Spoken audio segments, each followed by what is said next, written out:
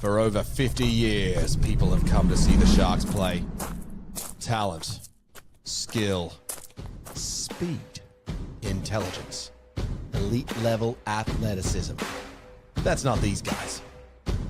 Biased, one-eyed, opinionated. More often wrong than right. They make up for their complete lack of talent with pure dribble, gibberish, and enthusiasm. This is the ET Stand Podcast. I was sucked in by my co-hosts. I was led to believe this was not only a guaranteed victory, but it would be a stomping. Well, it sure was a stomping, just not the way we expected. Welcome to the ET Stand, the Sharkies fans podcast where we let our talking do the football.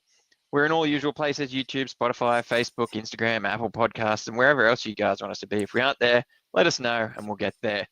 While listening, don't forget to like and subscribe. It helps with everything we do. There's also a Discord channel where fans can chat Sharks 24/7 and any other topics that takes your fancy. The link is in the chat and we'll pop it in the description below. This debrief is brought to you by Solve Accounting. Also, don't forget about Super Chats. They're there.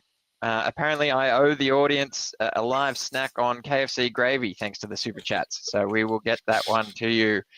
Of course, we are also going to have our competition for best comment. Best comment goes into the draw to win the bust displayware. So get your comments in and we will pick one at the end of this debrief. Joining me tonight from his deathbed is Lats. If he goes offline, one of three things has happened. He's died, his lungs have given way to a coughing fit, or the drugs have kicked in and he's gone to sleep. How are you, Lats? Yeah, mate, I wish I was better after that. Devastated, mate. That was there for the taking. It was going to, I thought, increase our for and against nicely going into the bye round. And unfortunately, that bye round looks like it's just come a week too late, mate. And we've given into all the travel and couldn't get the job done tonight. Yeah, the old double points that people like to comment on. We're definitely not getting double points this round. Well, how about health-wise, mate? I haven't seen you, eh? You've dodged us. Is it, you just don't want to pony up to the effort of getting onto a potty, or you're actually sick? Mate. I just didn't want to give my predictions. Look, mate, I've bit of pneumonia over the last couple of weeks. I've been a bit ill, so as Franko alluded to, I may disappear for a second and have a bit of a coughing fit, or I just may be crying in the corner somewhere. But I'll see how I go, mate. Hopefully I'll get through. Or both, yep. All the above, yeah. All right, we've got a bucket load of comments already coming in, so we'll get to those shortly. We'll also put up a link at some stage for people to jump in and have a chat, have a vent. Try to keep it PG though, people. We do want to hear from you and see what happens. But first of all, we'll just quickly go through some of the key points of the match, mainly the try scoring opportunities, of which there were plenty, but not for the right team. In the third minute, a pinpoint kick from Savala, and then it's just height on height on height with Tupu, who gets up over Hiroti and plants the ball over the line. Ramian was a bit tentative in terms of blocking, which is probably the right call at this stage of the game. However, he seems to be looking over his shoulder at Billy Smith instead of what Tupu is doing. Then in the 8th minute, an obvious penalty is called for stripping. Not sure what was going through their heads there. But yeah, maybe Nicho thought the guys had dropped off and he stripped the ball. Roosters take the 2 and drill it between the posts. In the 10th minute, 10 out from our line, Iolu reverses the direction of play and it goes to Savala, who basically repeats the first kick with Tupu raising above Hiroti for a very similar put down. Again, Ramian holds back, right or wrong. He'd need to be smart about how he does it if he was to go in. However, hanging off the way he does doesn't seem to look good. It sort of lacks intensity and just is leaving Hiroti out on his own. Tupu again collects the ball and scores in the corner. In the 14th minute, after a Roosters error, the Sharks get an opportunity with good field position. In a similar to play to a couple of weeks ago, we run the play where they've got the double forwards charging close together. Hines goes short to McInnes, who basically goes over untouched as the defenders lean in towards Kafusi. This was nice, obviously something we know how to do. It was pretty much our first attacking set in their end. So although we were down on the scoreboard here, there was still hope that we had what it takes to get back into this one. Then a little bit later on, Mulatalo looking for a kick through on the last. Hines goes the pass, and that left Iro to die with the ball. He had no one to pass it back through. He didn't put a kick through. So the Roosters get the ball about 15 out from their line. That very next set, in the 24th minute, from inside their 40, Roosters go wide. Mulatalo comes in for a big hit. The ball gets out to Young, who then gets it back into Tedesco, then a flick pass into Savala, who goes the rest of the way to score. Off the back of this, the big hit that I mentioned, Mulatalo is then sent to the bin for his hit for 10 minutes. What were your thoughts on that hit, Lats? Well, it should have never got to that, mate, because it should have been a penalty to us for the high shot on Ramian just prior to that. This annoyed the absolute hell out of me because the same thing happened a few weeks back when we were playing the Tigers, which saw Talakai get knocked out and stand down for 11 because from an incorrect call, he had to chase it. He's knocked himself out. These calls tonight were absolutely ridiculous. The ref was horrendous in that first 30 minutes. There was no fair penalties to us from what he was refereeing for them. And I thought he was the Roosters' best on ground for the first 30, that's for sure. Yeah, look, I think it was definitely a binnable offence the way that the NRL has been going, shoulder contact. But you're right, probably shouldn't have got to that stage. That said, we did hold out for the 10 minutes that Mulatalo was in the bin. We didn't concede during those 10, so that was pretty good. But as we're about to find out, spoilers, maybe that took the juice out of us and set us up for failure later on. The 49th minute, after just holding out the Roosters on our right, the Roosters then head left where we are short on numbers. Savala pops the kick up with Mulatalo isolated. He drops the ball into Wong, who is then able to dish it out to Marky Mark, who scores in the corner. This is just another example of the Roosters going high at every opportunity and having our number in doing so. In the 54th minute, Smith bombs to Hiroti. He's in field a little bit, but is again outleapt by Tupu. He's just loving this aerial assault, Tupu, who then bats it back where it bounces across to Radley, who is then able to pass it infield to the debutant Va'a, who then scores next to the posts. 59th minute, after a hard run from AFB, we get an easy 3-on-2 with Trindle dropping a short ball into Iro, who scoots over untouched. There is then in the 67th minute, after a Tupu high tackle on Kennedy, Sharks go left through the hands. Roosters too eager in their rushing defence, which they have been all night. But this time they get their numbers wrong, and we get the ball out to Mulatalo, who cuts back in and is able to roll over after contact to get the ball down. This little flurry from the Sharks kind of gets the hopes up from Sharks fans. I mean, I know my hopes kind of got up, but it was short-lived because in the 76th minute, centre of the field, the Roosters slice up the middle and head straight down the guts with some back-and-forth passing that sees Tedesco scoring just right of the posts. There was a handy deflection off Tedesco's shoulder, but this was just salt in the wound. And then finally, in the 79th minute, the Roosters dropped ball. It's deemed to go backwards. The Sharks standing still and hold off. The ball gets past to Marky Mark, who stands up Iro and then flicks the ball out to Dom Young, who scores in the corner. Roosters winning this one 42-16 with Nicho kicking 2 from 3. Lats, mate. Certainly not what we were expecting. No.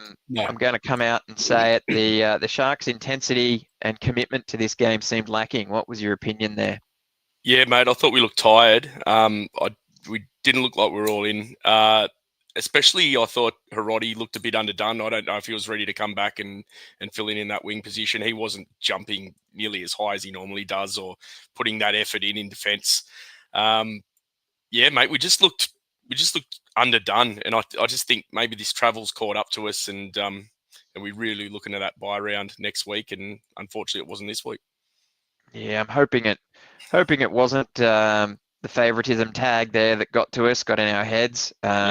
Maybe they were listening to the ET Stand podcast and heard us all talk about how they're going to romp this one home and sat back on their laurels. But look, it's one of those things. Yeah, maybe the bye week coming up, they can see a bit of a rest on the horizon. But we really didn't look up for this game. We really didn't look ready.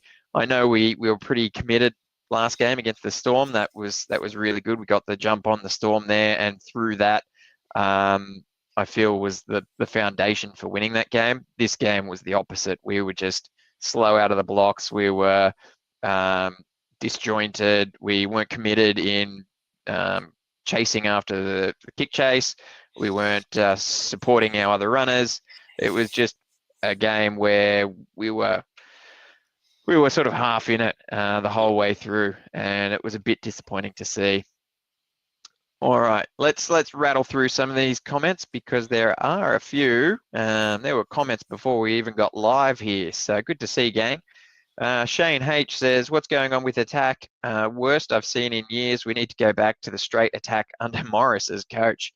Well, I mean, I think I'm on the record for saying I really enjoyed our attack under Morris. I'm not sure. He had his trick plays and sometimes was guilty of going sideways, or the players were under his tutelage. But yeah, this wasn't a good showing of what we can do in attack, and we'll certainly talk about that a little bit later, Shane H, because there is something I would like to call out. Then we've got Shane H again. He must have been watching the game as he was bashing comments into here.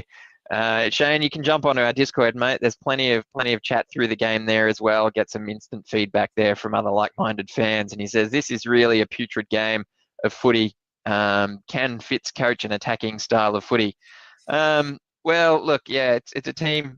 There's a team of coaches there, mate, and they're all renowned as defensive coaches. But up until now, a lot of fans have been pretty happy with how we've attacked. But yes, there's certainly some sort of tightening up that can be done there. Trent comes in and he says, how do we lose to the Roosters' second team? There were a lot of outs for the Roosters team, and that's why we were heavy favourites. So yeah, it's awful to see, and we will dissect that throughout this chat. And then Shane says, call him Nicho Crimes because this is criminal. And Trent says he agrees with Shane. What's going on with our attack?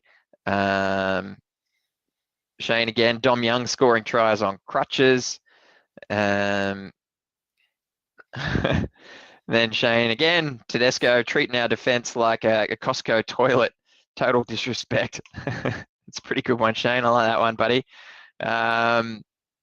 Then we've got here Abraha. He says, no Stone Street, the GOAT, and that's why we lose. Well, yeah, look, who knows if he would have been able to get any more height on Tupu. But certainly there were a lot of tries scored down that wing. Obviously, Katoa is not a tall bloke. But yeah, there's a little bit of a hypothetical there. We might talk about that one a bit later as well. We've got a few emojis there of some sort of poo and a chicken. So a whole bunch of asterisks, hashes, and percentage signs equaling expletives from a bunch of people. Couple of friends here, I guess. I'm going to say friends because otherwise no one else would care about where Boldo is. Not enough anger after this. Where's Boldo? Get another one here from Trent saying, where's Boldo tonight? Boldo is crying in the corner into a beer somewhere. I heard there was a Bears fundraiser on somewhere, Franco, so he was heading to that. That must be what it is. Yeah, help get the Bears going in Perth. So, yeah, Boldo, I think he had a prior engagement. He certainly watched the game because I saw a bunch of messages from him blowing up about this match. He is going to be keen to have some kind of input, I'm sure, at some stage, but it won't be tonight. He's off having a beer and probably, as I said, crying in it right about now. Shane H then says, what's the ref address? Well, I don't know if Shane H stands for Shane Hines. Maybe he knows the addresses of all the refs already. So you'll probably catch him at Roosters headquarters tomorrow, mate. Yeah. Stuart Campbell says, I would love to see the refs respond to the Tedesco penalty. I don't think you could challenge that either. Thought ref hurt us early with some soft calls. Then we never got back into the rhythm. Poor game. Look, there's been a lot of calls here about the refs, so I think we may as well just jump into that one. Yeah, look, reffing wasn't great. There's certainly a lot of calls that didn't feel right as a Sharks fan. But it was sort of one of those scenarios where I don't think we were beaten by the refs. We had ample opportunities. We had plenty of sets in the opposition 20, and we just didn't convert. If we'd have been able to do something with that, we should have been able to come away with the win here. And we just a lot of dropped ball, a lot of disjointed attack. We really shot ourselves in the foot on a lot of occasions here. So while I wasn't happy with the refereeing of this match, I'm not going to be able to blame them on that. I think we were just a shambles, and it didn't help. Let's talk. You want to talk captain's challenge, Lats? Oh, mate, don't get me started on captain's challenges. We're gonna have to hit him up. Mate. We're gonna have to hit him up. So we throw our captain's challenge on Nicho for not clearing the ruck. The ball is deemed to have brushed his forearm and been dropped forward by the Roosters. The bunker holds firm and says, "Yep, Nicho didn't get out of there," so we lose our challenge in the first half. Mate, and we then weren't even gonna get the ball back from that. So I don't even know what. Like, why would you challenge that when you're not going to get the ball back? I know a bit of yardage there from a penalty and a few extra tackles, but mate, just set the defense and just get ready and take them on. That was a ridiculous challenge. Nicho and Ronnie are now barred from all challenges going forward, surely. And not only that, we saw that there were many opportunities later on where we potentially could have benefited from having that challenge up our sleeve, and it was burnt, cactus, kaput. That said, the Roosters, on the other hand, with their challenge, were able to get about 3 or 4 beneficial decisions off the back of using their challenges wisely. Whether or not we agree with how those challenges were refed is another one. I know their first call was one of those scenarios where they didn't get the challenge right per se. We were still able to retain the ball, but they proved that the ref's decision was incorrect, so they didn't lose their challenge. They were then able to use that on multiple occasions. The one that probably rubs Sharks fans wrong the most is the knocked ball out of Iro's arm from Tedesco with that second effort, which was pretty disgusting. I'm not sure many people would be happy with that. What do you reckon, mate? Did they use it well? Was it just another example of the refs maybe helping them a bit? I'm not going to say helping them a bit. I'll take that back, but gosh, it felt like it. Mate, that call ridiculous on that Tedesco one. He changed his grip to punch the ball out, to knock the ball out. It's black and white. I don't know how they get it so wrong. Unless there's some other agenda there. I don't know. I don't want to go down that road, but it's not good enough. And us burning ours the way we have been has just been absolutely ridiculous. Like we're not learning from week to week with our challenges, and we need to do better. Yeah, I'm not going to say I didn't see the grip changing for a punch. It may well have done, but it was certainly a second effort, certainly a second lunge, as our player was getting up to play the ball with an advantage, getting past the defensive line. It was a terrible call from the refs not to withhold that one or uphold that one. So yeah, pretty angry with that. But yeah, again, this goes back to Shane's gripes earlier about our attack. So we had plenty of opportunities in the opposition 20, and we were not able to convert. We've spoken about this, Lats, for about a month now, both us and our commenters. It's not only us that have sort of observed this. Our attack in the opposition's 20 is certainly clunky. We seem to go a bit sideways. People sort of miss their mark.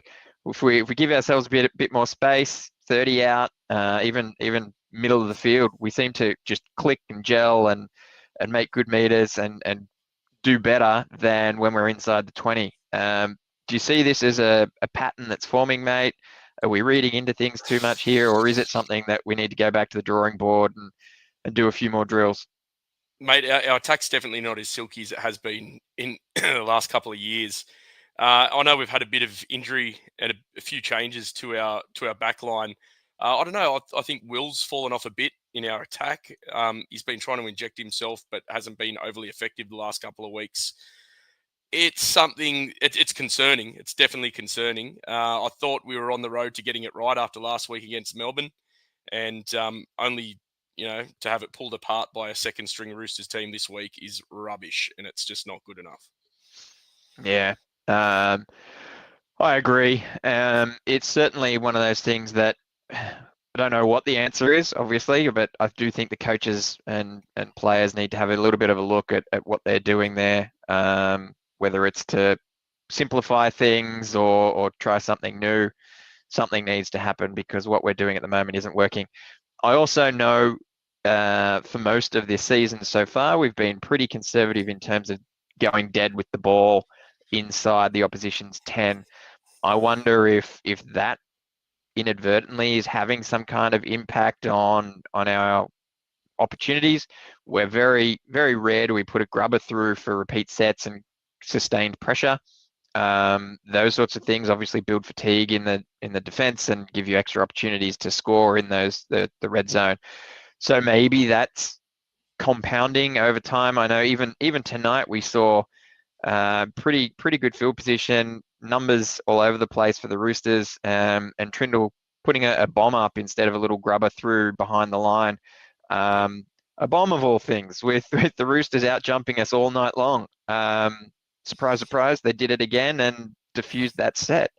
Yeah, I'd like to see some grubbers brought back. We saw Brayley pop a little one through off the cuff. That was lovely. Repeat set. I think we've got it in us. We know Trindle has a really good short kicking game. Historically, Hines has been pretty good at the grubber. I know he's put that in his back pocket for a little while now, but I think we should bring it back. 7 tackle sets. We've got to be confident enough to defend those if we happen to give them away. But risk versus reward, I think we need those grubbers back. It just gives that attacking mindset as well, right? Instead of, well, let's die here and try and hold them down their end. Yeah. Look, Trindle tried it tonight, had a little bit too much weight on it, would have resulted in a Roosters player being binned, which would have been nice if he had a little less weight on it for that. I think also these short dropouts, the rules around the short dropouts probably have a lot to do with that. 50-50 chance roughly of getting it back for your team when you do take the short dropout. But then we saw that long dropout tonight that went 70 metres. So, look, who knows, mate? But I'm not a big fan of these short dropouts and the rules around it. I think it's ruining the game a bit. But I don't know. Yeah, it's a fair call, Lats. Yeah, the short dropout certainly changes the dynamic a little bit, but I still think that puts the pressure on them to get it right, and gives you another opportunity. And if they get the ball back, well, then it's still within the 20 or just on the edge of the 20. So definitely better than dying with the ball. I believe so. And yeah, the Trindle grubber I think was more in line with the chip kick scenario, except it was along the ground. He was kicking for himself to scoot through, and obviously was taken off the run. All right, let's get back to some of these comments here. 12 from 21 says it was embarrassing.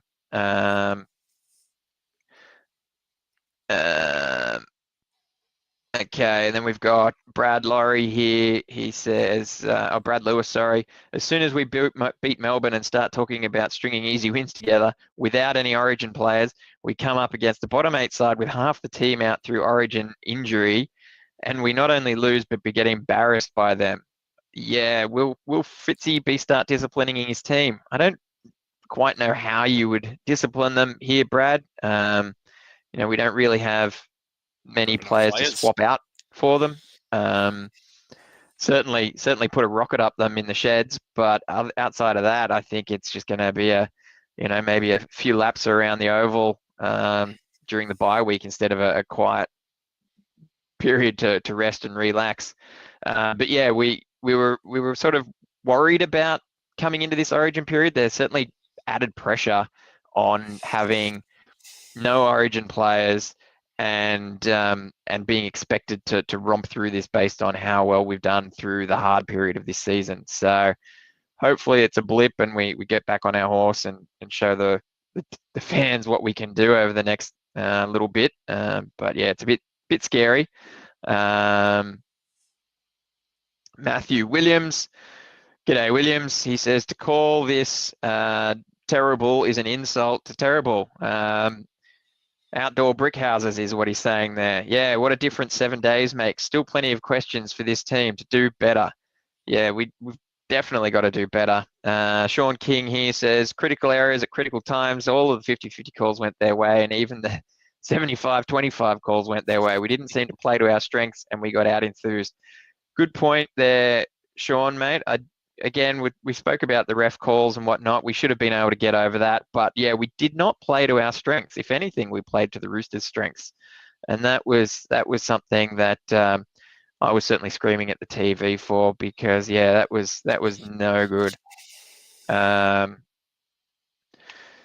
Chris comes in and he says, "You guys caught my doggy's disease. Shouldn't lose this tonsillitis." Yeah, absolutely. Glenn Thompson says, very upset by that loss. Boldo's bloody third try principle did not work. Boo. It did not work. The third try principle is shot down again. You'll have some excuse as to why it didn't work. Probably the 2-point penalty goal, but who knows? Yep. Kevin says it was so disjointed, so many dropped balls. Refereeing was putrid. Yeah, seems to be a common thread between our fans here.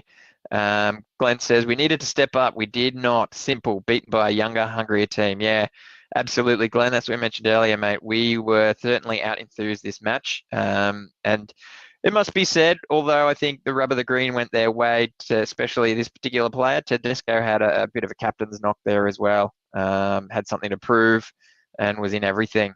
Mike Knight says you could tell early on that the Sharks were ordained to lose. Yeah, and you know what?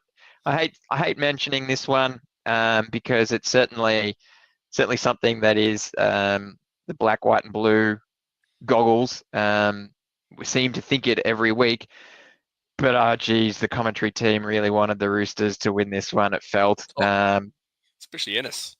Bloody Dan Ganane, the pre-coverage. I don't know what the post-coverage was like because we've just jumped on here straight away in outrage.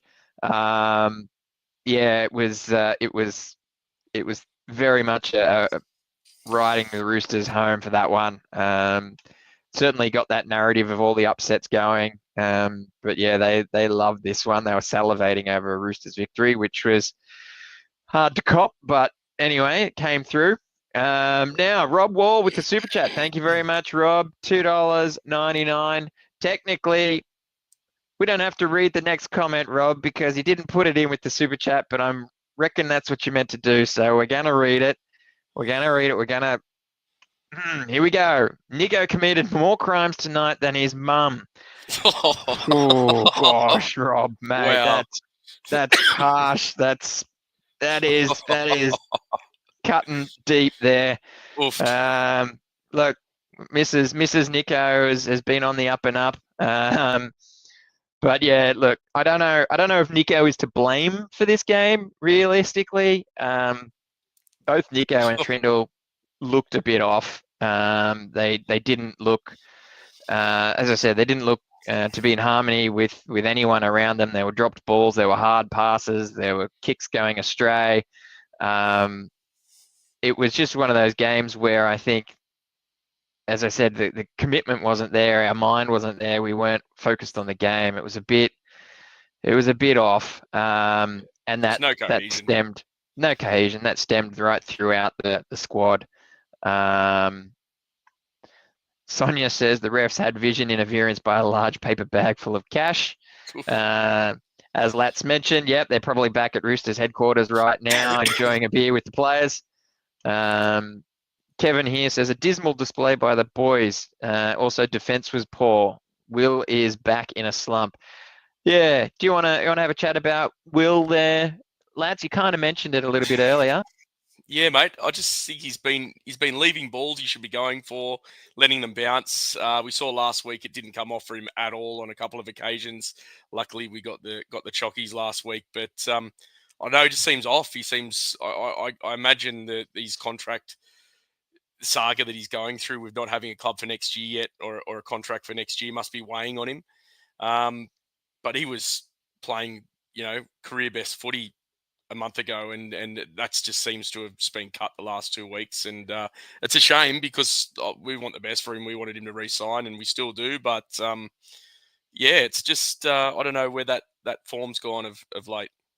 Yeah, there is an element, I guess, of flying under the radar for Will and being on top of the leaderboard and people mentioning how good he's been going for about a month starts to put you on the tip sheets for the opposition coaches. So they start watching his game a little bit more closely. They start getting players to shoot out of the line and target him directly so that he is not available and doesn't have as much time to do what he has been doing in previous weeks. So there's probably a little bit of that as well. And you know what? There's pressure at the top when you're performing well. There is that added pressure of continuing that run, and you know it's probably a bit of a learning curve for Will to be a tall poppy and to sustain it. So yeah, he hasn't the last couple of weeks been as good, but like I said, I do think it's probably because he's getting a little bit of sustained pressure from the opposition. You're also right there in that our defence was pretty poor. So I think that was more in line with our effort plays, as we were talking about. We weren't rushing up in defence. We weren't committed to the kick chase. We were sort of standing off players. It just sort of filtered through to that defence and just looked a bit sluggish from us. Paul. G'day, Paul. It's been a while since I've seen a comment from you, buddy.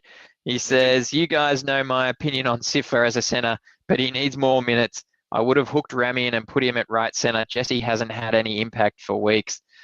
Oh, Paul, mate, you're speaking my language, but I'm on the same page as you in that,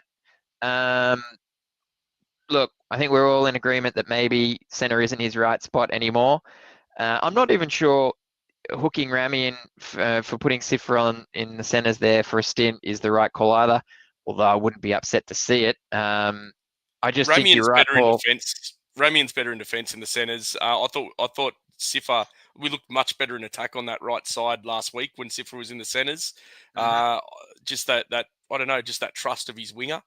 I don't think Ramian has that. And at one point tonight, Ramian was getting stuck into by Trindle. Mick Ennis called it out in the coverage.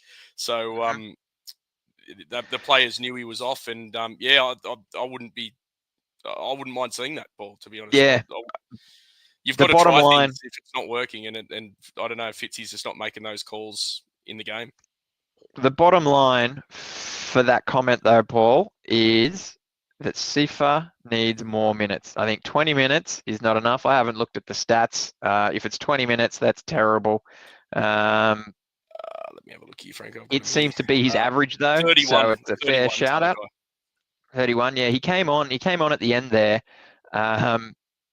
when the game was already gone, try and see if he can do something to turn us around, and we did start making more meters again.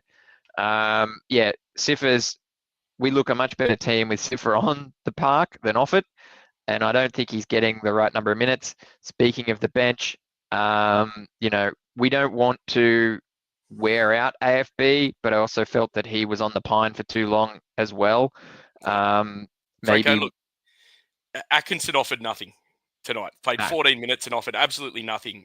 Why not put Tukahau Tapua in? Support the forwards, get the go forward, and lay a platform for the halves. I'm over this Dan Atkinson, utility role off the bench. Yeah, look, and off the back of your comment there, we'll just throw this one up here from Stuart Campbell. He said, I saw Acto do one run. Did he do anything at all? Fitzy is applauded for the 2 games he's come on and filled a hole, but he's a waste every other game. I don't know about that second game, Stuart. Definitely the one game against the Storm. The other game was a bit iffy because he didn't do that much in the centres. I think he let a try through or whatnot. But that was look, Brighton, wasn't it? Yeah. So I think, look, I'm of the opinion that you've got to play to your strengths. We believe our strength is going up the middle. If you play for, a scenario that may happen once or twice a season, in this scenario, 2 outside backs going down, you're playing very defensively and probably overly cautious. I think we gotta have 4 boppers on the bench. Sifa definitely fits as our utility. We can certainly shuffle around and cover for everything there with what's available without Atco. We didn't get any extra punch. It was funny because we were down on points. We were fatigued. Roosters were fatigued. Atco comes on. That kind of utility, nippy, sort of eyes up football player. He's there supposed to be able to expose gaps in the defensive line, and we didn't see him do that at all. Whether it's he's not getting the ball enough, maybe that's a factor of not jumping out a dummy half, because you see a lot of those utilities when they come on fresh legs with a bit of pace about them, they'd normally jump in a dummy half to be close to the action and be able to take advantage of those tired players. We don't see that with Atco. He's sort of playing either a roving role or a lock role, and he either does a hit up where he gets put on his back, or he sort of does passes out to 2 left, and he doesn't have much impact at all. So we'll see what happens. I'm pretty sure the Atco scenario is going to continue until we get more troops back. We might see it sort of get busted as we have Hazelton come back and Rudolph come back, where there won't be enough minutes for Atco to stick around, I don't think. Rob says, Sharks didn't drive through the middle tonight with the big fellas. We did this so well last week. Minimal drives through the middle tonight, and then set up the balls for the wingers. Yeah. So while I will agree that we didn't go down the middle, and so it's just kind of self-fulfilling prophecy, the Roosters seemed to have our number in the middle. Their young guys seemed to be able to make meters. They seemed to hit hard in defence, and I think that comes down to the enthusiasm that we lacked. So going down the middle is definitely what we should have done, but even on those opportunities, we didn't seem to have that same punch that we've had in the last few weeks. AFB excluded, he seems to get that leg drive pumping and those post-contact meters ad nauseum. So yeah, off the back of that, we also didn't really get much second phase play. You're either a fan of second phase play or you're not, but we certainly didn't take advantage of that tonight. People sort of tucked the ball under their arms and died with the ball. Kevin says Jesse and Nicho were both really bad tonight. So yeah, we've had a few comments on Jesse. Lats, you sort of touched on it a little bit. I don't think we're giving him any leeway for a poked eye and recovery, because you're either good enough to play or you're not. So he said he was good enough to play. Jesse's been bad for a few weeks now. Mate, you're right. A few weeks ago, we had him playing Origin this year. That was my bold prediction. Ramian would make the Origin team, and he has been nowhere near his best. He was knocking right on the door last year, and after a couple of games this year, I thought, you know what, he's still got that form, and it's just dwindled, mate. It's gone. You can't blame that on the poked eye, because it's been like that for weeks. I don't know where the form's gone. I don't know if it's losing Katoa. He seemed to have, losing Katoa there. He seemed to be a bit, just a bit, disconnected from Stone Street on the wing there. Maybe not. His trust was a bit off there. Hog the ball a little bit and not push passes when he should, push them when he shouldn't. And I don't know what's going on with Jesse. It's a shame, because when he's on, he is a gun center. Yeah, he is a rocks and diamonds style player. We've known that for a while. It's just last year he was more diamonds than rocks, and this year he's back to being, as someone in the Discord mentioned, he's back to being dumb Remy and making silly choices and letting the team down where he shouldn't. So it's I'm a little bit sick of Ramian, to be honest. I'm also coupling that up with his inability to get a good ball out to his winger. We saw what a difference that made last week with Sifa. Paul mentioned it, just being able to get either a flick pass or a good early ball under defense. It's just shows so much more in confusing the opposition than just Ramian doing his shuffle, and trying to push off defenders. We just need to be able to get that extra element in attack. So yeah. Anyway, that's Ramian. What do you think about Nicho, mate? Look, mate, he's he had a game like this a few weeks ago, Nicho. His hands were off. He wasn't his damaging self. His lines weren't as good tonight that he was running. I put a fair bit of that down to the halves too, and how they fed him the ball and that. But I don't know. I just, even with his defense was a little off tonight. But in saying that, the whole team was off tonight, mate. Yeah. It was. I don't know. I just think maybe all this travel's finally caught up to us. You got to think we've been one of the most consistent teams over the last 7 weeks. We've won 5 of 7, including tonight's loss in that. And you know, you look at the Storm there: win, loss, win, loss, win, loss. We've done so well in this travel period, which I didn't think we would do. It's definitely a pass mark for mine, but I just think it's just went that little bit too long, that week extra. If the bye had been this week, I think we would have been right, and I think we just need that 1 week off, and I think it's going to help us against the Warriors, because we're not going to be we're not going to have Ronnie against the Warriors too, so we've got that conundrum. Rubbed out, you reckon? Yeah, I think you'll get at least a week, maybe 2.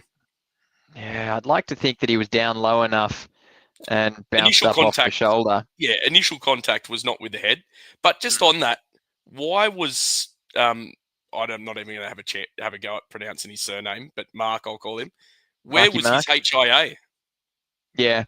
If the contact was so forceful and deemed a sin bin, and possible weeks off, where was the head injury assessment? If there's duty of care there from the NRL and there's forceful contact, then he should be made to go for 15 minutes. I guess the benefit there was, in his defence, he jumped straight back up. He didn't lay on the ground. He was levelled for a bit though. He was, and there was another one on sorry, excuse me, Victor Radley. He got up wobbling from a tackle, and he was allowed to play on. Yeah, that was a one I noticed as well. Especially with his repeated head knocks in the past. Yeah. That was one I was like, ooh, should he go and have a sit down? Game 150th, you reckon they let it slide? Yeah, gosh, it's possible. It's possible. We've got some more comments here. Paul kicking in from New South Wales Jets. He says the good Peru was man of the match again today for the Jets. It's criminal he hasn't played yet. Yeah, he is. By all reports we're hearing, he's chomping at the bits to get a bit of first grade opportunity, and we certainly wanted to see him instead of Atco for a few weeks now. The sad thing for Hohepa is that as troops get back to push Atco out, it's just another reason to keep him out of the team as well. So I'm not sure where he's going to get that opportunity if he didn't get it over the past month. But yeah, definitely want to see him get a shot, because he's been good for the Jets, and he was also pretty good for us in the preseason challenge. So I think he's got it in him. He's not a debutant to the NRL as well. The Raiders gifted him a few first grade games, so he's had a taste. He knows what's required, and it'd be good to see him get a go. Glenn's backing you up there, Lats. He says we should lose Ronnie for a few weeks now. Yeah, I'm hoping not, but writing's not great. That said, we probably get Katoa back after the bye. I think there was rumours that he was close to being back. If that's the case, then Hiroti probably swaps back over to partner up with Iro, and Katoa back to partnering Ramian.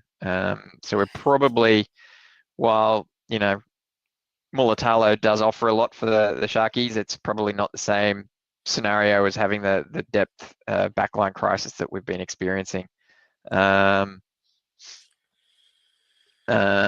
we've got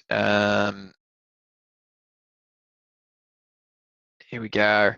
we might have won more games without Atco than with him, despite last week. We will never know. Agree with that one, Rob. Absolutely agree. There was those few games there where we just sort of lost all momentum when he came on the field. And had we had another big bopper there, it could have been a different scenario. That's certainly a hypothetical, though, but one I'm willing to entertain. Then Craig says, what about a hooker on the bench like the Dragons, Tigers, etc.? Unfortunately, Craig, we don't really have any hookers, I guess, pushing for that kind of role. We've got Beryl, who, you know, you take him up. He's kind of more your Cam McInnes style hooker, where nuggety, muscly, sort of defend. While he is, you know, known for a few good darts in New South Wales Cup and little grubbers here and there, he's probably a touch slow for that kind of utility hooker to take advantage of tiring defenders. But I do like your line of thinking. Maybe if we still had young Healy at the Sharks, he could have been up for that sort of role. But yeah, there's a few comments here. Also, not happy with Ramian backing us up, saying that saying Ronaldo is a muppet, but don't even get me started on Ramian. Far out. And then we got here. Why is it that we can't catch the ball? Do we need an AFL coach? From Trent. Look, we've been pretty good under the high ball. What do you reckon, Lats? Yeah, look, mate, I thought we've been pretty good. Obviously, Hiroti was pretty horrid tonight. But as I said, I think he's still injured. He wasn't jumping off that left knee, which was heavily strapped. Yeah, look, I think Will Kennedy's usually pretty good, but he's let a few go the last couple of weeks. We saw how dangerous it can be when you let balls go. We saw with Young tonight. He let a couple of go, which we nearly ended up with. You need to attack it. You need to be aggressive, assertive. You need to attack the ball. I thought Ronnie had a couple of drops from high balls tonight, or at least one that I can remember. But you know, that's only 1 week. We've been pretty good all other weeks, and yeah, I think we're all right under the high ball. Yeah, but historically, I think we've been pretty good under the high ball. You're right to mention the Dom Young faux pas under the high ball. I think that was one of the things that grated me the wrong way, was us not our kick chase not being on point, because if we were up in his face, maybe we pick up the scraps and make something of it, as opposed to just letting them dawdle forward and grab the ball. As for an AFL coach to assist us in catching, look, preaching to the choir there, Trent, I have said many times that we need a leaping coach, whether that's an AFL coach or good old leaping Luke Cavell. I don't know, but we need someone just to teach players on the dynamics of a jump, whether you know, standing flat-footed and trying to get up vertical leap style to the ball is never going to work when you've got the offensive guy running down with momentum jumping over the top of you. Good old Luke Cavell would, when the kick was coming through, he would sprint back to the dead ball line, turn around and bolt forward so that he had some sort of momentum to jump up high and compete for the ball. Now, look, that's obviously not the same for every scenario, but geez, I don't see any of our players really doing that much these days. We've just got to get someone to sort of get some common sense into our players of what to do under a high ball, when to go back to commit forward, when to, you know, be a smart blocker, when to put your back into it so that there's either, you know, pushing them away from the ball, even the sneaky knee or boot forward. I know it's technically illegal now, but geez, it gets called very few times. So yeah, there should be some things there that we should be doing that we're certainly not. We've then got here Sonia for you, Lats. She says, I'd say you're dead set correct. They are burnt out currently, and we will see improvement after the bye. Yep. Rob says we want Peru. Which one, mate? And then we've got probably Hohepa, hey? But I put him on the spot. Stephen, oh, look at this. Rob says he loves Luke in catching. Yes, good stuff. Stephen Davis comes through. He says, hey guys, kids to bed and first time actually checking into a live chat. Welcome aboard, Steve. Legend. Happy to have you, mate. Keep the comments coming. Yeah, kids can keep you away, I'm sure, but it's a late one tonight. So crack open a beer and have a fun, have a rant. If you want to jump in, we'll put the link up now. Anyone who wants to jump on and have a chat, cameras on, cameras off, up to you. Have a rant. Again, keep it PG. We're happy to have you and be part of your wind down. So Sonia says, learn how to handle high balls like an NRL player. We aren't playing AFL. Yep, not wrong, not wrong. Stephen says, for me, he fell off the back of last week, which he was there for. This weekend was always going to be a bogey game. Yeah, as soon as everyone tips us, you should always be wary that that's going to be a bogey game, isn't it? It's just one of those things. Franco, this loss could actually entirely be on me. I set up when I was getting the studio ready for the StreamYard, and I even filled in prior to the game my screen comment is winner chicken dinner. Just thinking I just have to come on and enter the studio, and it could be a total mock from me. Either that or Boldo was singing the song prior to the game. I don't know, but there was a comment here that we will find, but basically someone said yes. The loss is on Boldo for saying that we would crush them tonight. Probably not far wrong, that one. But yeah, all right. We've got after popping the link up, we've got a couple of people jumping into the green room. First up is Rob V. Let's go, Rob. You said you wouldn't dial in, but you've dialed in now. You've thought about it. You've thought about it. By my wife, who understands my level of inebriation. But I reckon I can hold it together for the period of time that I'll be on camera. How many fingers am I holding up, mate? 3. Yeah. Hey, you can go. You're clear. I was looking at the YouTube thing for a second instead of the camera. So yeah. All good, mate. What did you make of that one? I want to grunt in disappointment first, just like a bit of that was just so poor. I mean, I know, there's people going on about the refs, but it was a combination thereof, wasn't it?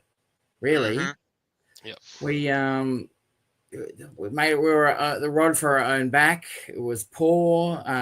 Was there anybody stand out? Anybody? Oh, you can tell us what your 3-2-1 is when you get to it, but no, I haven't written that down, but I'll come up with it later on. But here's something I want to jump out at. I know everybody loves McInnes, the quick play of the ball on that fifth play of the ball, but could Talakai be delivering us more in the time that he is there with his super soft chef's kiss hands in the middle? And actually, he's my 3, just to be clear. He's my 3. Could he not be delivering more than McInnes in the middle? What do you guys think? I think so. Play that Yao role for the Panthers. Soft hands, able to distribute the ball, still able to cart the ball forward when needs to.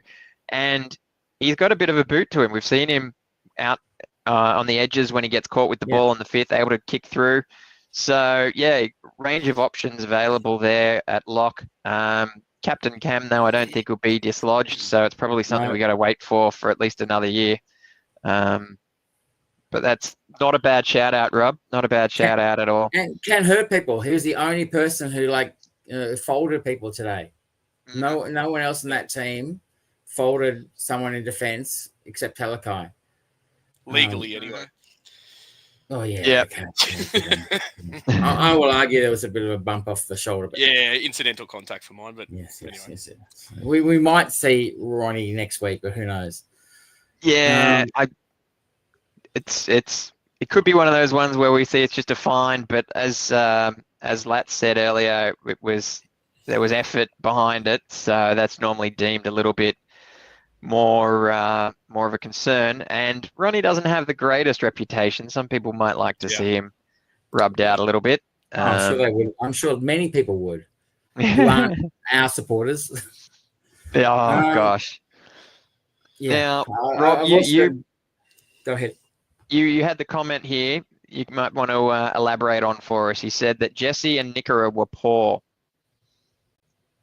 Yeah, I'm disappointed in both Jesse and Nicho. Jesse, still in defence. He's there. He's doing the right things.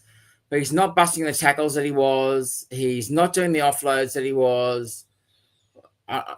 Like you're saying, Lats, last year he was up there for a state of origin. He was well in contention. And this year he's to say that he's an also-ran is probably being kind. Mate, he just looks confused when he's got the ball. He doesn't know where he wants to run. Doesn't know and what he quite wants often to he's do. running behind players and, creating Am obstruction. I trying to bust a tackle? Am I trying to draw to pass?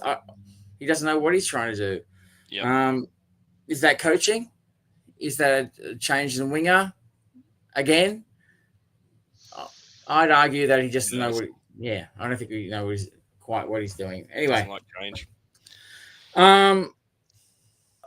Puru. Just to be clear, you're asking about which Puru. I think Hohepa is the one I'm talking about. I keep on seeing him. He was great in the trials. I've been watching some of the Newtown stuff. He's delivering. Yeah. Well, he was New South Wales Cup Player of the Year, wasn't he, last year or the year before with Canberra? I think he was. He was doing well, as we said, good enough to get a run in firsts. Yeah. I think it's really showing the connection that the brothers have. He certainly made Niuai a better player for us. Obviously, another year on for Niuai, but the two of them seem to be either a try assist or a try between them, right? They're both touching the ball quite often. They must instinctively know where the other one is, and they make each other look really good. Yeah. Without that there, will Hohepa be as effective? Look, I want to say yes, because as we said in the preseason challenge, he still looked good there. He looked good without him in the preseason. Yeah, he did. Yep. So I think he's got what it takes, and it would be nice to see him. I just don't know who you drop to give him a go. Obviously, we're talking about Atkinson, but we're hoping that Atkinson isn't there in a couple of weeks when Hazelton and Rudolph are fit and ready to go. So it's going to be tough, I think. Yeah. What's Tuku Hautapua done not to get a run? I thought he was awesome to start the year. I don't know what he has to do to get a run. I think he was great, yeah, but I also think he was a victim of one of those, limited minutes style players. And if we're going to have limited minutes, we've already got Atco on limited minutes, and we've got, at this stage, Talakai on limited minutes. So you can't have too many people that can only play short minutes, which is unfortunate because in New South Wales Cup, he plays longer minutes. He does. And delivered. Yeah, absolutely. Yeah, I would like to see him doing more minutes. Absolutely. Anyway. Mm-hmm. Yeah, look, I don't have much more to add than I've added in the chat already. Hit us your 3, 2, 1, Rob, and then we'll let you get a Panadol, some Berocca, and Talakai 3. Just that shoulder, he did everything but turn the ball over. Had where he was playing, fine. Adam Fanua Blake, surprise, plays really, really well and gets my 2. And the 1, you know what, could have gone to anybody. They're poor. So I'm going to give 3 and 2. I'm not going to give my 1. How about that? All right, I like it. Give it to them, Rob. Yeah. Throw something. Deny that 1 point. No. I've been a fan for too long to be that angry. Yeah. Wonderful. All right, Rob, we've got you up here in the green room. We'll let you go and bring on Stats Davis, who I believe is also Stephen Davis. He'll let us know if I've got it right or wrong, I'm sure. See you, Rob. Thanks, mate. See you, Rob. G'day, Stats. Am I right? mate. You're Stephen Davis. Yeah, sometimes Stephen, sometimes Stats. But yeah. All the way from Very Perth, good, mate. mate. Yeah, Are good. you going to bring us some stats then? Mate, yeah, well, sometimes look, the nickname precedes me, not necessarily for the right reasons, but it's hard to watch a game of rugby league here in Perth because often they don't give a toss, and you have to sit on the couch and tell their kids to be quiet, let alone the adults to be quiet. But that's how it works out at barbecue sometimes, and yeah, it took me about. I think I saw the final whistle about 45 minutes after the final whistle actually happened, as you just pause the game through barbecue poses and stuff. But yeah, boys, you guys do a really good job, eh? I always have to listen to you over here in Perth. Thanks, and, mate. same as Shinazi as well, and I always love listening to the stuff you guys put on. Thank you. Appreciate that. Thanks, mate. I'm not, and I've only just joined in right now, so I really don't. I came home and thought, shit, these guys might be still going. And so, After a game like that, we are indeed still going. You must be guys, excited. I was back in Sydney last week for the first time in like 3 years, and got to watch live that game against Melbourne. And I remember walking out of that game thinking, we got Roosters next week. We've done everything that we were meant to do. Like Melbourne, to beat Melbourne is the big thing. And now we got one more game before the weekend, before the bye, right? And all that went through our mind is we're going to lose that game. Yeah. We're just Yeah. going to lose Set up there that for heartbreak. game. We are not the team that has and that's okay for the time being. It's okay that we don't have that, I guess, mental fortitude to be ruthless as hell all the time. And as long as we have that fortitude to be ruthless when we need to be ruthless, like we did last weekend. Yep. So this weekend's game was sure, we want to win it, but I think deep down in everyone is still watching, they're kind of thinking, well, if we lose and threw a game in there, then it's not going to be the end of the world. And that's probably, I've got a feeling that's the feeling within the camp as well right now. So how do we all feel about that? Because I think all of us felt that way. Should we feel any different because the players feel that way? I don't know. They've been halfway across the world and back. Should we feel a bit dirty on them for playing the way they did? Like I say, I joined the conversation a bit late. I'm not sure what's been told about the referee. As far as I'm concerned, you never blame the referee for anything. You all these penalties. Yeah, we were busted in the first half. The penalties. They really starved our go forward, those lack of penalties that we didn't get from the referee, which they got, and it really rolled them forward to put that 14-point scoreline on us. We found it really hard to come back from that. Yeah, you equaled them up in the second half, too little, too late. And who's mistakes today? Well, the referees or ours? Well, it was I'd say the referee in regards to us not getting caught, like the penalties for the head highs and whatnot, and them utilising and scoring from that, and also the Mulatalo sin binning that stemmed from where we should have got a call and didn't, all in the same play. But just going back to what you said before with the ruthlessness, we lack that ruthlessness. We've been one of the more consistent teams over the last couple of months, and we've had more work to do than anyone in regards to travel. It's a really funny comp this year because I don't think any team has had that ruthlessness to look. Canterbury have been good. They've been consistent, but they're starting to fall off a bit now. They've got some injuries. They've got suspensions. Yep. It's a really even playing field. And we saw the Roosters where they were positioned on the ladder. They're now just sitting outside the top 8. 2 points below us now, aren't they? Yeah, anyone can beat anyone on the day. They were always going to give us a big-ass game tonight. They were always going to give us a big-ass game. It was never... Yeah, definitely a question for our historian Williams, if he's listening, which I know he is. I want to know what our record is against the Roosters since Fitzgibbon took over, because from memory, it's not pretty. certainly you'd like to think he's got a bit of the inside running for what they do, but I guess it works both ways. And I think Robson's had his measure on all but one. But yeah, Williams will answer that for us, I'm sure, on a future video. No, you're right. You're right, Davis. I think the reffing, we can't blame the reffing for that loss at all. I do think the ruck was a little bit sloppy at times, and the 10 meters was a bit skinny. But yeah, we had ample opportunities to win that game, and we didn't. It was just clunky from us, and we've got no one to blame from ourselves there.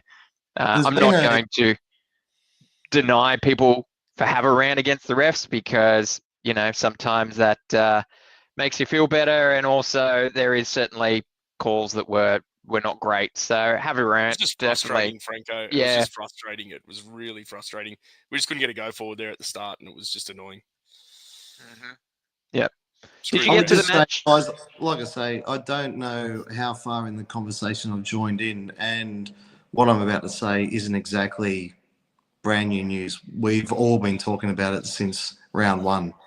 And when the other weekend, when the boys got injured and we had Atco come in just because one of the boys got injured, the two boys got injured, and Atco came in as like, oh, genius play. Finally, we see why Atco was kept. No, in fact, the total opposite, because Atco was only brought in at the last moment for that position when Siffer would have done the job all day long.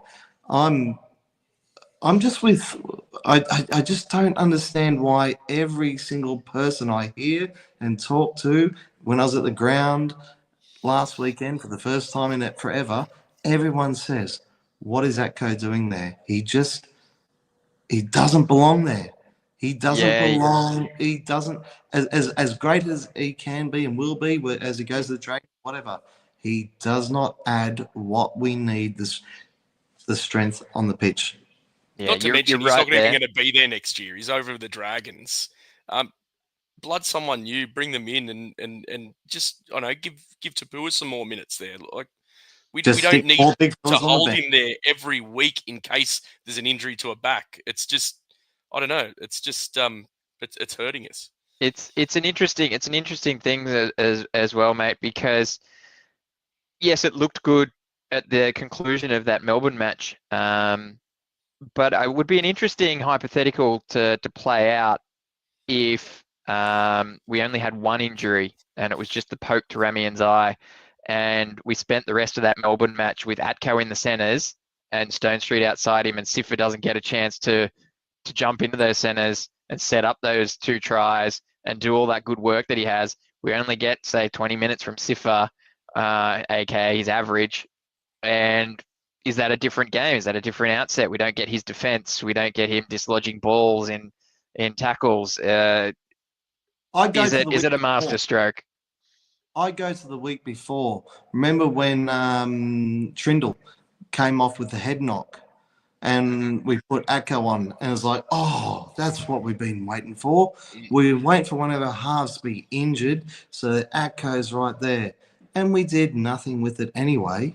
Like, what are we expecting a half to come off the bench to do in the 15 minutes of a head knock that for one time in the 10 weeks that it does happen, in those other 9 weeks, we could have used another big body smashing it out. And fortunately enough, we've won most of the games we've played. But the games we've lost, every single time, we've needed that extra big body just to be in there. And fortunately, at the time, we've always had one. Now we're running a bit low on stocks, but yeah, I just don't see it. And I don't know where are we going to ever hear from the coach? When is a journalist going to actually ask that question to him so that we can all understand what's going on? Yeah, I think there was a couple of back and forths a couple of weeks ago about it, that he's there, he's doing a job, and we've got a plan. But geez, I'd love to be inside those four walls and get a better understanding of what it is. Yeah, you're not on your own there, mate. There's certainly a lot of Sharks fans also wanting some sort of change there with the bench and the bench rotation, aka not having Atco on that. Did you get to the Sharks game in Perth against Manly? Yeah, I did. I was given a lot of stick to I was right next to the entrance and exit of the Manly players. Strangely enough, they put the Sharks fan section right next to the entrance and exit of the Manly team. So I gave them a good old serve, and I love it. my young little boys, aged 8 and 6, 5, thought I was the funniest man on the planet. Well, Yeah. I'm certainly glad that the Sharks got a game over there for you, give you a touch of live footy. And I guess with the Bears coming in soon, you'll get a few more Sharks games over the next few years as well. So that'll be good. Yeah. Do you have a 3-2-1 for us, mate? Mate, like I said, my match was interrupted too much by 3, 5, 6-year-olds and barbecues and people who don't give a stuff about rugby league. So, I'll tell Do you you have what. do you have a 3-2-1 for your 3 I'll just kids give based you on a their behaviour for the 3-3-3. evening? I'll give you a 3-3-3, which is Vanilla Blake. very good. Awesome. Fair enough. What I saw. All right, mate. Thank you very much. I'm glad you finally got onto us live for one. We're happy to have you, happy to chat to you. Hopefully see you in future episodes if available, mate. Take care. Thanks, Stephen. Cheers, mate. Bye, buddy. All right, now a couple more comments here that we'll just run through. Shane says that you're best on ground, Lats, with one lung. And he says, I'm doing all right too with my Amy call center headset. Now, I'm not gonna lie, this is a work headset that I'm using right here. We don't get any funds to run this thing. Boldo's the one with the has all golden mic. all the crisp stuff, all the good equipment. Exactly. He doesn't let us near it.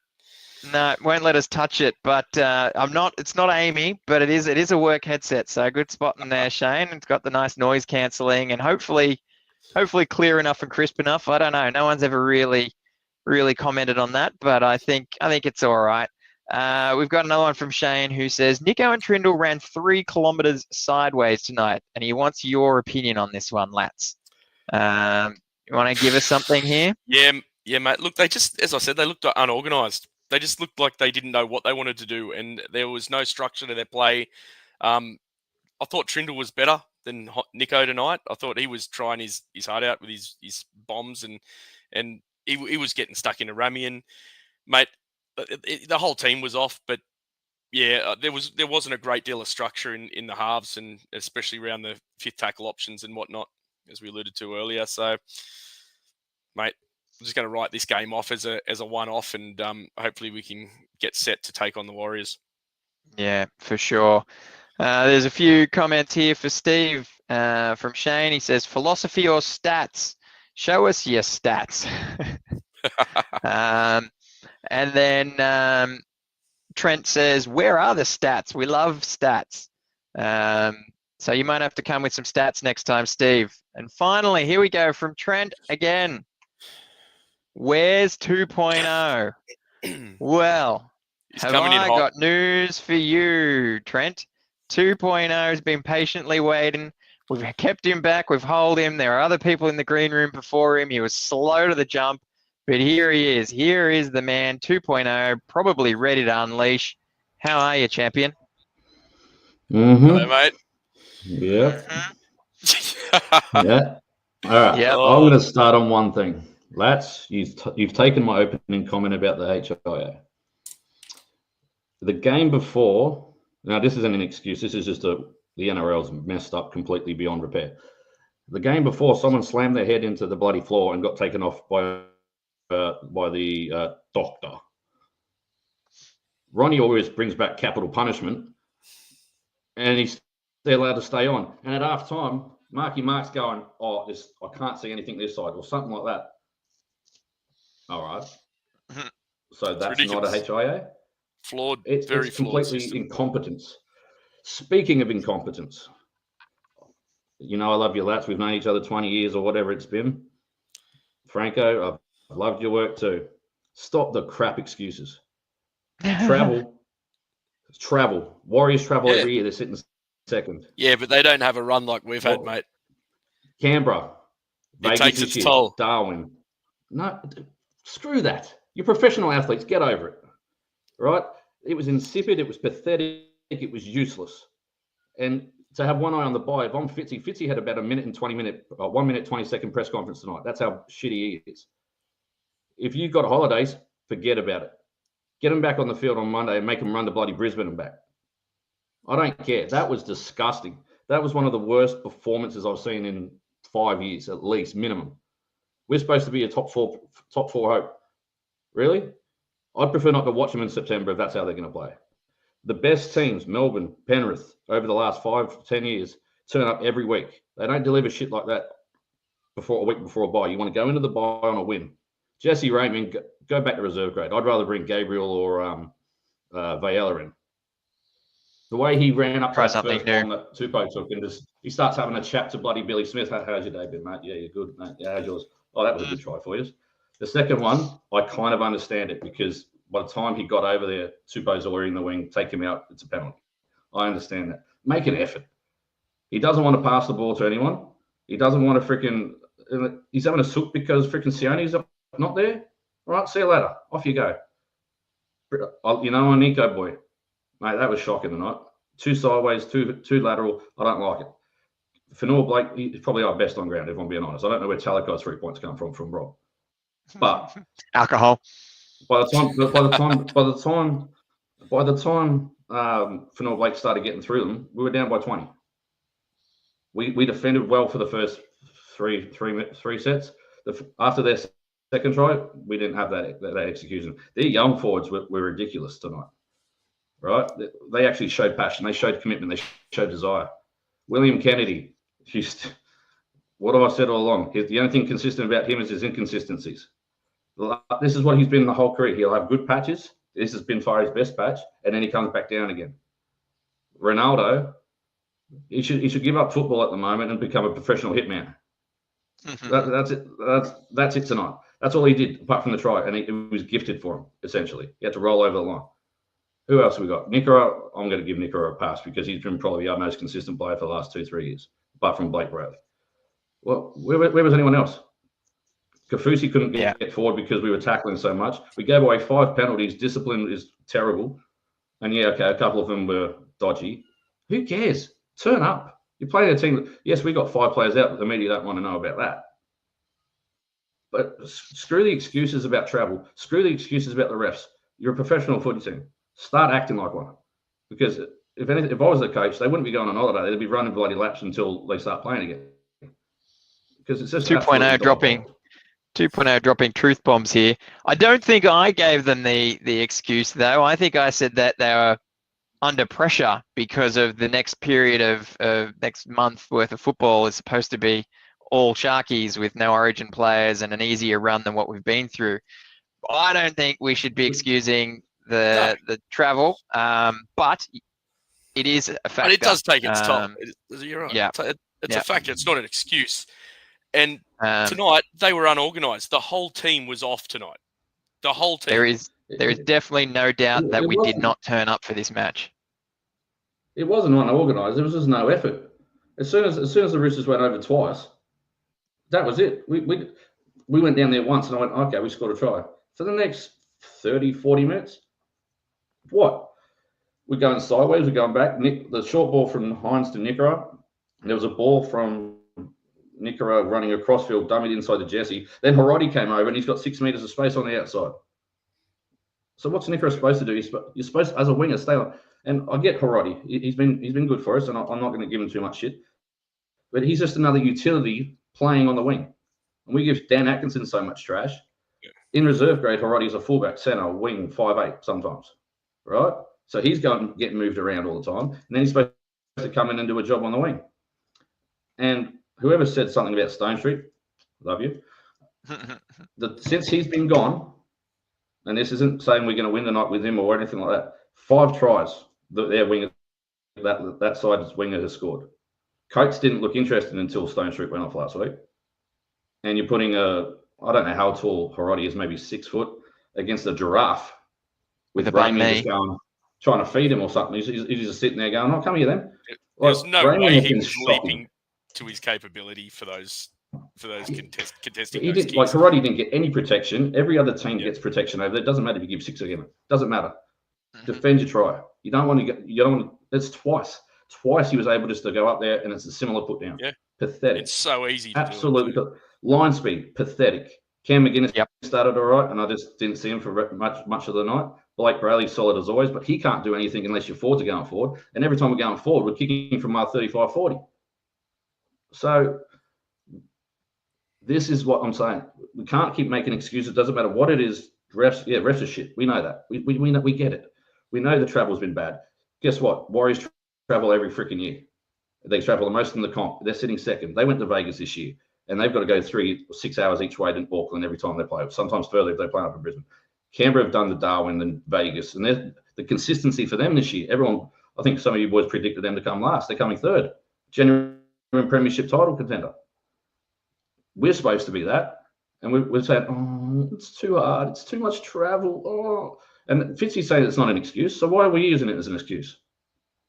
Then what's he going to do to change it? What's Fitzy's I'd next flog him move? even more after tonight. Yeah, if they won the night, if they won the night, we can't afford to drop anyone.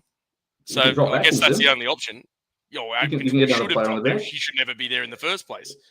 But we You don't can have put enough people to start. regular starters. Talakai to start second row, Billy Burns on, or Teague will be back after the bye anyway. Katara's definitely probably, I'm almost 99% sure he'll be back after the bye.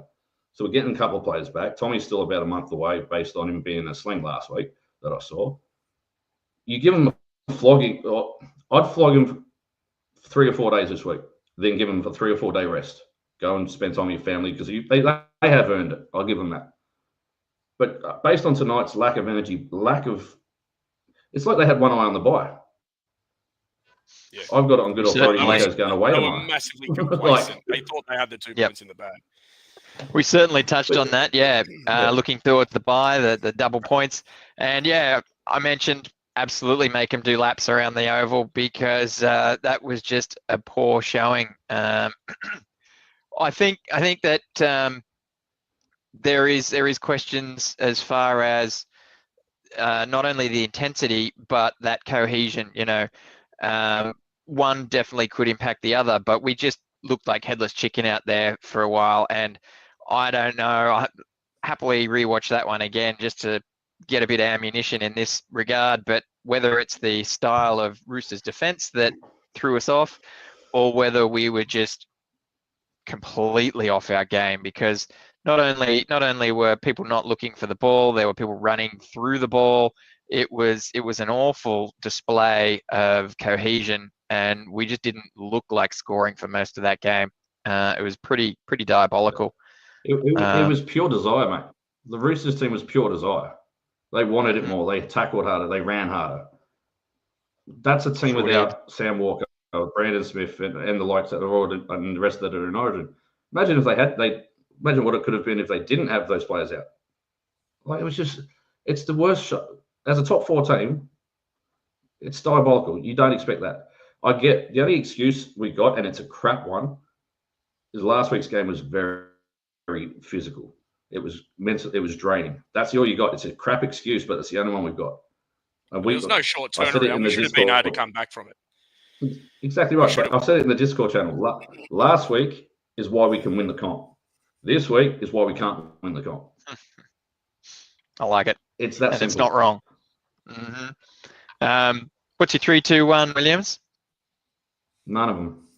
None of them. You're going to do a Rob V and withhold points. No, I'll give 6 points to Tedesco because if you guys want to see what true desire is, true leadership is, he won that game for him tonight. Savala was good, and a few of them were good. You go look at that. Radley, lost his origins up. Radley put a lot in tonight too. No. He should be playing Origin. Tedesco should be playing Origin. Look at him. Loses it. Does he sulk? Does he go around to the media? Oh, yeah, whatever. He messages Edwards last year and said, good on you, mate. And this year... he shows them what they're missing out on. And everyone's complaining and saying the Roosters are going to make bottom 4. He's the reason. He's the main reason they're almost in the top 8 or are in the top 8 now. He's the only... He is that club. Hey, if we had you one guys of them, all ridiculed me. You guys all ridiculed me when I put the Roosters in my top 8 a few weeks back. Mate, I had them in my top 8 too. Don't worry about it. We did. We said you're joking. I kind of. We'll see what happens, but it'll be a good showing from from the Roosters if they do get in that 8. I think given their squad, it's going to be a good showing from them. All right, Williams, thank you very much, mate, for jumping on. Really appreciate your Thank God I feedback. get As a I said, week off drop now. truth bombs and letting them know how you feel. Go and Thanks, have a buddy. bourbon, mate. Yeah, I need a couple of weeks off. I'm going on vacation. Peace out. Very good. See you, Later, mate. mate. Oh, well, there you go, mate. Does it change your opinion? Are you going to arc up now? Nah, mate. I still think 5 wins out of 7 last 7 weeks is pretty good. I'll excuse it, write it off, and hopefully it's a one-off. Bring on the bye week, relax, get right, bring a few of the troops back, and start marching on. Yeah, fair enough. All right, we've got another batch of comments here coming through. Rob again says 2.0 delivering the truth. Shane says 2.0 coming in hot. Paul gives AFB 3 points, McInnes 2 points, and I think he's also doing a Rob where there's no points for the one, abstains that one. I think Rob says, love your work, Franco, is my interpretation of that. That is your Amy headset, and lucky you're with Franco. Oh, of course. All right, there you go. So proof that I don't work for Amy. All right. Stephen comes through. Stephen Davis, aka Stats Davis. He says Stats will be here next time, so we'll hold you to that one, mate. Make sure you do. One thing he didn't get to say when he was on is that as far as he's concerned, there was no conclusive evidence in those few seconds to say with 100% confidence that Ronnie made contact with the head. It did. I think it was, there was one angle there that showed it head to shoulder, but it was one of those it wasn't whiplash. Direct contact. It wasn't direct contact, yeah. So depending on how the wind blows, how they feel about referring that one could be any which way. I got a feeling they think he's getting too cocky and they might give him a week. Yeah, I don't know. Yeah, I think they might be right, mate. Rob says away games in a row is first world problems. They don't have anything else to do. Yeah, and you know what? You should be training for this kind of stuff. Doesn't make it easier, but adversity creates diamonds, right? Pressure. Now, Paul comes through. He says, round of the year by 2.0 and 100% true. Look at that. 2.0, you're getting some fans tonight. And this says, this is better. No more splinters from sitting on the fence. Very good. I think I'm being diplomatic. I'm not fence sitting, that's for sure, but we'll call a spade a spade. And then we've got here, Stephen says, no way Tedesco or Edwards deserve fullbacks over the world's best fullback of Paps. Well, geez. Different fullbacks, really, aren't they? Yeah. I'd be concerned, Pappenhausen being first choice fullback in Origin, given his injury track record and how hard the game's played. Yeah, agreed. And he's sort of he's really one of those meter eaters, which you get from both Tedesco and Edwards. And I think the game these days kind of needs that a little bit, especially at Origin level. Yeah. Sonia chops in here and says 3 points to Nicho, 2 to Adden, and 1 to KL. So she gives out the full 6 points. One of the few to do so far. Tommy says, love the passion. Could you imagine if 2.0 was a Titans supporter? Stephen comments that Fitzy isn't using it as an excuse either. I think that was 2.0 mentioned that in his little rant. And Shane says, the analysis of how bad the Sharks are has been longer than the game, mate. We need just a That's what the debrief's for. Unload, exactly. That's what the debrief's for. Therapy.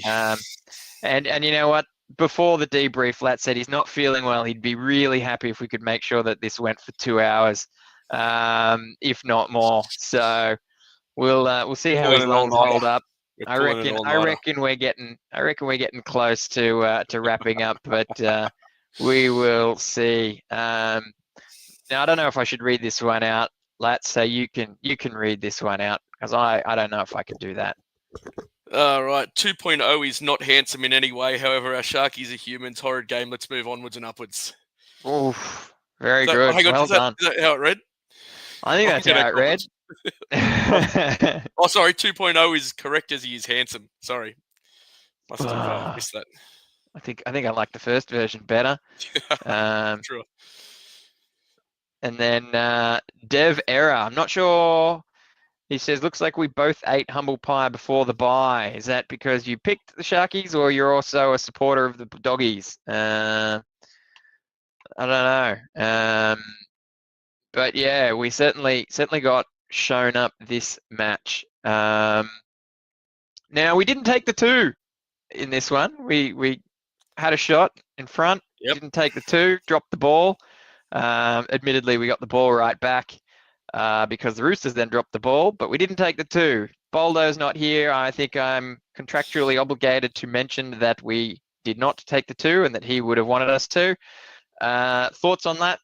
Yeah, Lats? look, I don't think it would have made a difference, but it wouldn't have made a difference in the end, mate. But it would have brought it back to 2 scores. That's when it was 14 points difference, I believe.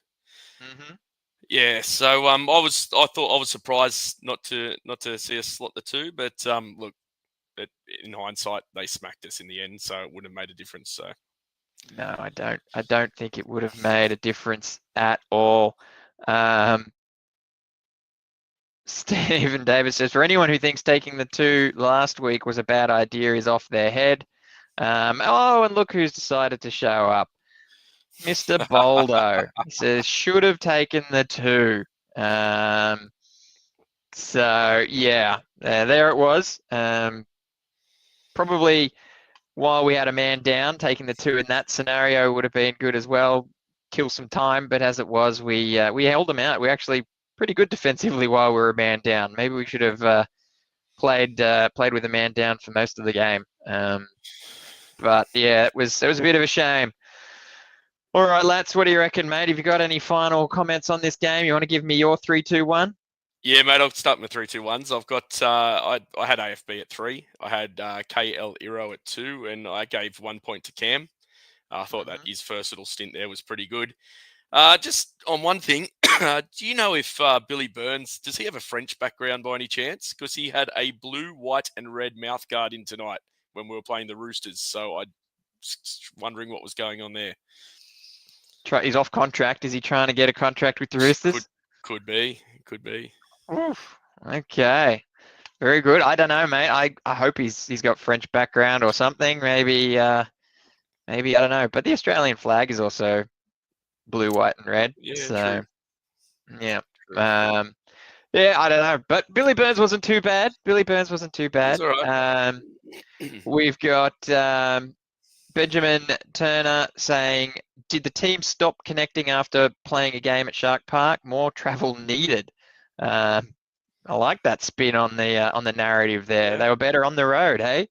So I'll give that one. And then we got a message here from Scott, who he says he's late to the party, boys. Glad he didn't watch the whole game.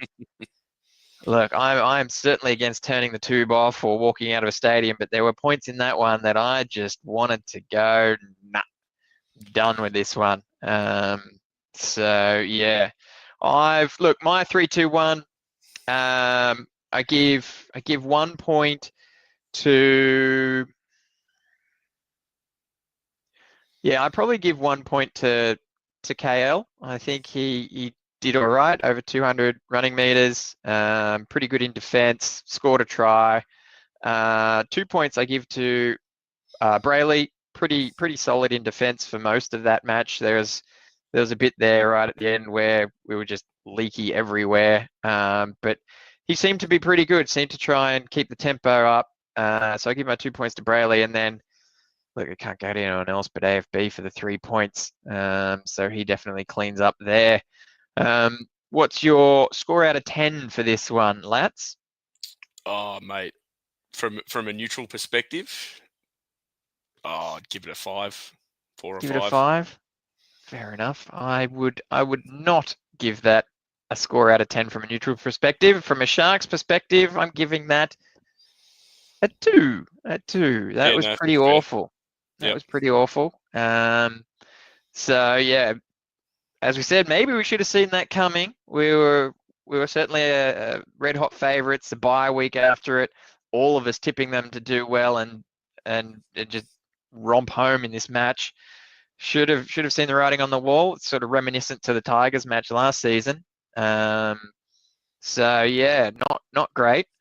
Boldo then says that match was classic Sharks. Start believing and then they do that. See you at the watch along on Wednesday night. Don't forget the comments draw of the winner. Look at that guy. Just can't stay away. Can't leave us to our own devices, can he? Can't leave us. Huh? And then Defiant says we're both going into a bye after getting smashed. I guess the boys will eat humble pie and be back stronger. Yeah, we'll take that rest. Hopefully we come back a better team because the team we saw tonight was a bit awful. All right.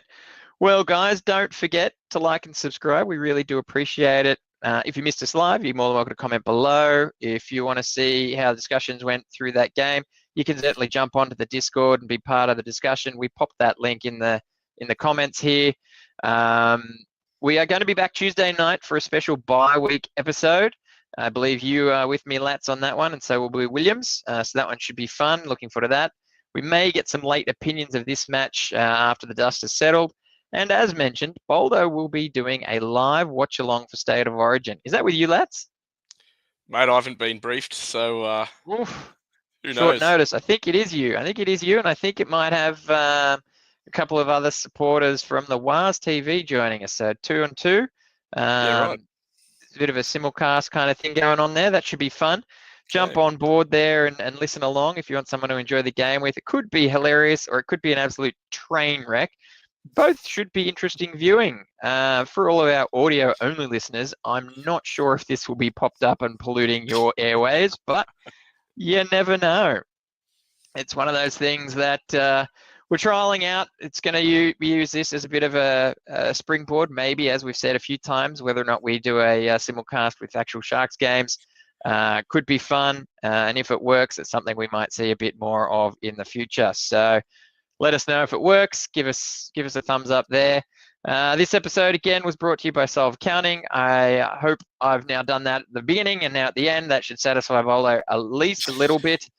I'm not going to say up Cronulla. I'm going to say thank you very much for joining me, Lats. Thank you, everyone else, for joining us. It's been a great debrief, a great way to unload. That was a terrible game. I am now going to go off and watch the F1 Monaco qualifying. Hopefully there's better news there. Enjoy the rest of your weekend, all. For over 50 years, people have come to see the Sharks play. Talent, skill, speed, intelligence, elite-level athleticism. That's not these guys. Biased, one-eyed, opinionated, more often wrong than right. They make up for their complete lack of talent with pure dribble, gibberish, and enthusiasm. This is the ET Stand Podcast.